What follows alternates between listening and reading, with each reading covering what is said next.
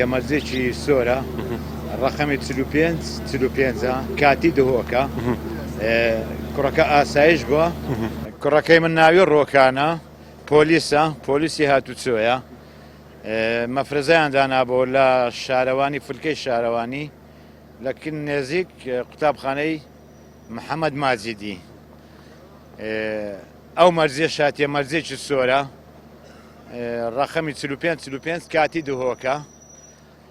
ڕایان گرتیە گوتیانە سایەخەکەی ئیجازە و سەنەویت بدە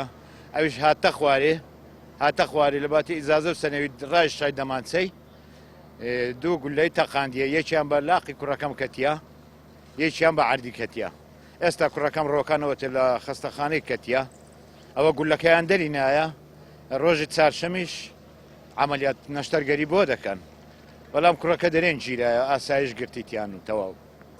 داوای لەسەر نووسیە بەرێ کوڕەکەم ڕۆکان داوای لەسەر نووسیە لە پۆلیسی داوای خۆی نووسیە تەبعەن دیکو